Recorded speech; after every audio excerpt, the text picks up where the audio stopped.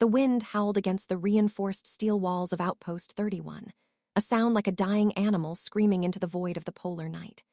It was the third week of total darkness at the Arctic Research Base. The sun had dipped below the horizon, leaving behind a frozen wasteland illuminated only by the harsh, artificial glare of floodlights and the occasional eerie shimmer of the aurora borealis. Inside, the air was stale, smelling of sweat, ozone, and the metallic tang of fear. Dr. Elias Thorne, the station's chief glaciologist, sat in the mess hall, nursing a cup of lukewarm coffee. His eyes, rimmed with dark circles, flicked toward the digital clock on the wall. 03:14. Time had lost all meaning here. The constant darkness, combined with the extreme isolation, had already begun to fray the nerves of the 7-person crew. But it wasn't just the cabin fever that had them on edge. It was the fact that someone, or something, was tampering with the station's life support systems. It started with the communications array. 3 days ago, the primary satellite dish had been manually repositioned and locked, severing their connection to the outside world. The backup radio had been smashed, its internal components pulverized with calculated precision. They were cut off, completely alone in the most unforgiving environment on Earth. Then the power fluctuations began. The main generator, a robust diesel engine designed to withstand temperatures of -60 degrees, would inexplicably shut down for minutes at a time, plunging the base into absolute, suffocating darkness. During one of these blackouts, they found Miller, the station's mechanic. He was in the lower utility level, his body twisted at an unnatural angle. A heavy wrench, slick with freezing blood, lay a few feet away. His skull had been caved in. Elias. Thorne jumped, splashing coffee onto the scarred table. He turned to see Dr. Sarah Jenkins, the lead biologist, standing in the doorway. She looked as exhausted as he felt, her blonde hair matted, a heavy parka pulled tight around her shoulders despite the indoor heating. "You're jumpy," she said, her voice a fragile whisper. "Can you blame me?" Thorne replied, rubbing a hand across his face. "Miller's dead, Sarah, and the killer is one of us." Jenkins crossed her arms, shivering. "I can't believe it. I can't. We've known each other for years. Who would do this?" "Isolation does strange things to the human mind," Thorne said quietly. "It strips away the veneer of civilization. It exposes the raw, primitive animal underneath." Before Jenkins could respond, the lights flickered and died. The sudden darkness was absolute, heavy and oppressive. The humming of the station's systems faded into silence, leaving only the relentless shrieking of the wind outside. "Not again," Jenkins breathed in the dark. "Stay here," Thorne ordered, fumbling in his pocket for his flashlight. He clicked it on, the narrow beam cutting through the pitch black. "I'm going to check the generator." "Don't go alone," she pleaded, grabbing his arm. Her grip was surprisingly strong, her fingers digging into his jacket. "Please, Elias." "I have to. If the heating fails, we freeze to death before anyone even realizes we're missing." He gently pried her hand away and stepped out into the corridor. The air was already growing noticeably colder. His breath bloomed into small, pale clouds in the beam of the flashlight. He moved cautiously, his boots echoing loudly on the metal grating. Every shadow seemed to writhe and twist, playing tricks on his exhausted mind. He reached the stairwell leading down to the utility level. The darkness below was absolute, a gaping maw waiting to swallow him whole. He descended slowly, keeping his back against the wall, listening intently. There was nothing but the sound of his own breathing and the distant, muffled howling of the storm. The utility level was a labyrinth of pipes, conduits, and heavy machinery. The smell of diesel fuel was overpowering here. He swept the beam of his flashlight across the room, illuminating the massive bulk of the main generator. It was silent, its control panel dead. He approached it, his heart hammering against his ribs. He inspected the controls, but there was no obvious sign of sabotage. He moved around to the back of the massive machine, shining his light into the tangled mess of wiring and fuel lines. That's when he saw it. A figure, dressed in a heavy parka, was crouched behind a cluster of pipes, working methodically at a junction box. The person was moving with disturbing speed and precision, severing wires and rerouting connections. "Hey," Thorne shouted, his voice cracking. The figure froze, then slowly stood up.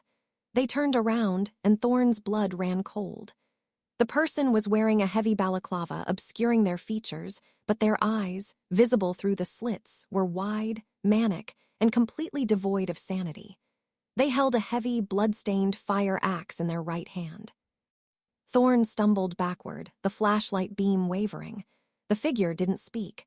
They simply raised the axe and charged. Thorne turned and ran, scrambling up the stairs with desperate speed. He could hear the heavy thud of boots right behind him, the terrifying sound of the axe biting into the metal handrail as the killer swung wildly. He burst through the door at the top of the stairs, slamming it shut behind him and throwing his weight against it. A second later, the axe smashed through the thick wood, the blade stopping inches from Thorne's face. He let out a strangled cry and scrambled away as the killer violently wrenched the weapon free and began hacking at the door. "Sarah, help!" Thorne screamed, running down the corridor toward the mess hall. But the mess hall was empty. Panic seized him. Where had she gone? Had the killer gotten to her too? He frantically searched the adjacent rooms, the rec room, the small library, the kitchen, but found nothing. The base felt completely deserted, a tomb of metal and ice. The sound of splintering wood echoed through the corridor. The killer was through the door. Thorne realized he had only one option. He had to get to the armory. It was a small, locked room containing a few rifles and shotguns, kept strictly for defense against polar bears. He sprinted toward the administrative wing, his lungs burning, the cold air stinging his throat. He reached the armory door and fumbled with the keypad, his hands shaking so violently he could barely punch in the code. 1478. The light flashed red. Incorrect code. "Damn it," he hissed, trying again. 4187. Incorrect code. The heavy footsteps were getting closer, deliberate and unhurried. The killer knew he was trapped. The killer was savoring the hunt. Thorne closed his eyes, forcing himself to breathe, to focus. He tried a third time. 1784. The light flashed green. The heavy door clicked open. He practically fell inside, slamming it shut and locking it from the inside. He sagged against the door, gasping for air, the darkness pressing in around him. He clicked on his flashlight and surveyed the small room. A rack held 2 hunting rifles and a pump-action shotgun. He grabbed the shotgun, his hands trembling as he loaded shells into the magazine. The cold metal of the weapon offered a small, desperate sense of security. He waited. Minutes stretched into agonizing hours. The only sound was the relentless wind and the frantic beating of his own heart. The temperature in the room was plummeting rapidly. His breath formed thick clouds in the air, his fingers growing numb against the shotgun's stock. Then he heard it, a soft scraping sound right outside the door. Thorne raised the shotgun, aiming it squarely at the center of the heavy metal door. "I have a gun," he yelled, his voice hoarse. "Stay back." Silence. Then a voice spoke from the other side. It was soft, almost conversational, but heavily distorted by the thick metal. "Elias." Thorne froze. He recognized the voice. "Sarah," he whispered, disbelief washing over him. "It's so cold out here, Elias," she said, her voice chillingly calm. "Let me in." "Sarah, what are you doing? Why did you kill Miller?" There was a long pause, broken only by a soft, unhinged giggle. "He was trying to fix the radio," she said simply. "He didn't understand. None of you understand. We can't leave. The ice. The ice has spoken to me. It's so pure, Elias, so clean. It wants us to stay forever. It wants us to become part of the silence." Thorne felt a wave of nausea wash over him. Madness. Total, absolute madness, brought on by the endless dark and the crushing isolation. "You're sick, Sarah. You need help." "I'm not sick," she whispered, her voice suddenly harsh and guttural. "I'm enlightened, and soon you will be too." The sudden, deafening sound of a heavy tool striking the metal door made Thorne flinch. She was trying to break in. But the armory door was reinforced steel. She would never get through with an axe. "You can't get in here, Sarah," Thorne shouted, trying to project a confidence he didn't feel. "I don't need to," she replied, her voice eerily calm again. "The temperature is dropping, Elias. The generator is gone forever. You're in a metal box. You'll fall asleep soon, and then the ice will take you." Thorne realized with a sickening jolt that she was right. The ambient temperature in the base was dropping rapidly. Without power, the armory would become a walk-in freezer within hours. He was trapped. He could either wait to freeze to death, or he could open the door and face a deranged killer armed with an axe. He looked at the shotgun in his hands. He had a weapon. He could fight. "I'm not dying in here," he muttered to himself. He moved toward the door, his finger resting lightly on the trigger. He took a deep breath, steeling himself. He reached for the lock mechanism. "Sarah," he called out, "I'm opening the door." He twisted the lock and threw the heavy door open, stepping back quickly and raising the shotgun. The corridor was empty. He swept the flashlight beam back and forth, but there was no sign of her. The beam illuminated the frost that was already beginning to form on the metal walls. The air was bone-chillingly cold. He moved cautiously into the corridor, every sense on high alert. Where was she hiding? He walked slowly toward the mess hall, his boots crunching softly on the frost. As he passed the open doorway to the biology lab, he caught a glimpse of movement out of the corner of his eye. He spun around, raising the shotgun. Sarah was standing in the center of the lab, bathed in the pale, eerie light of the aurora borealis filtering through a small, reinforced window.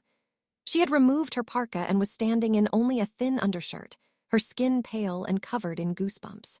She was smiling, a wide, serene, terrifying smile. "Look, Elias," she whispered, gesturing toward the window. "It's beautiful." Thorne kept the gun aimed at her chest. "Put your hands up, Sarah." She ignored him, stepping closer to the glass. "It's calling to us. It wants to preserve us, forever." Suddenly, she turned to him, her eyes blazing with a feral intensity. She launched herself across the room with terrifying speed, brandishing a long, serrated scalpel she had hidden behind her back. Thorne fired. The sound of the shotgun blast was deafening in the confined space of the lab. The recoil slammed into his shoulder. Sarah was thrown backward by the impact, crashing violently into a row of glass specimen jars. The jars shattered, showering the floor with shards of glass and pungent preservative fluid. She collapsed into the mess, a dark stain spreading rapidly across her chest. Thorne stood frozen, the ringing in his ears mingling with the howling of the wind outside. He lowered the shotgun, his hands shaking uncontrollably. He approached her slowly, his breath coming in ragged gasps. She was dead.